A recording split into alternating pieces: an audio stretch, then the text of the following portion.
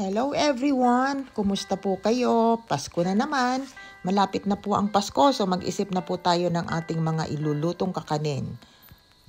Ngayong araw na po ito, nagluto po ako ng isang napakasimple, madaling lutuin, konting ingredients lang pero masarap po. O ang aking ubi pandan, kalamay lansong, na nilagyan ko po ng konting twist, may yang buko po. Napakasarap po niya.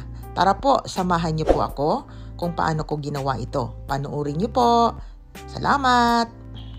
Unahin po natin yung paggawa ng kalamay. Actually, hindi ako magaling maggawa nito. Pero ito po, nagawa ko din para po makakuha ako ng latik oil at konti pong toppings na latik. 2 lata po na coconut milk ang ginamit ko dito. Then, nilagyan ko po ang molder ko ng dahon ng saging na pinadaan ko po sa apoy para po siya maging pliable. At ito na nga po ang aking mga ingredients. 6 cup glutinous rice at saka 1 teaspoon na salt. Halo-halo lang po siya. And then 1.5 cup white or brown sugar po. Depende po sa inyo kung anong gusto nyo.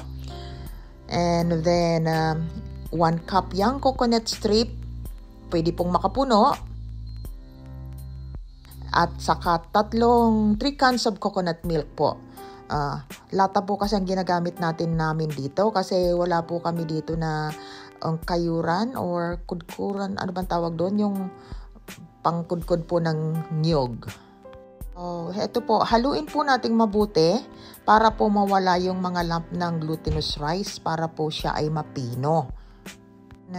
Hatiin po natin siya sa 2. Pagdalawahin po natin para po makagawa tayo ng 2 flavor. Yan, konting simot lang po at sayang naman.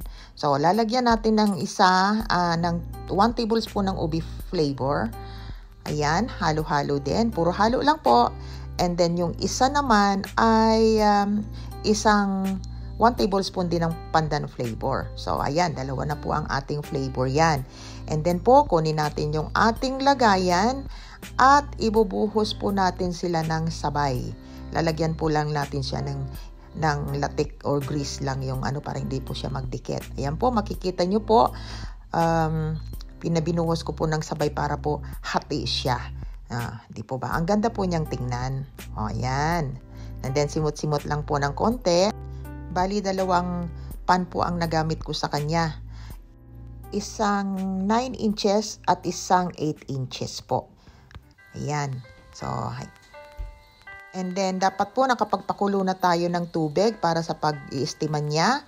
Lalagay lang po natin siya and then tatakpan po natin siya para hindi siya pasukin ng tubig. So, at iluluto natin siya or i-steam ng 50 minutes to 1 hour. Kulong-kulo na, ayon, ilalagay na natin. Ayan, after an hour, ayan na po siya. Ilalagay lang po natin yung latik sa ibabaw or kung wala po tayong latik or kung yung choice natin, pwede po ang cheese. Gadgaran po natin siya sa ibabaw. At tikiman time, naku po, napakasarap po niya. Ang tamis niya, sa nilagay kong asukal, hindi siya masyadong matamis. Actually po, yung una, yung green, yung pandan, ngayon ang tinitikman ko naman is yung ube. Ang sarap-sarap po. Kaya, tara na po, lutuin nyo na po siya. Pag-aralan nyo na po at salamat po sa panonood. Keep watching po at please subscribe.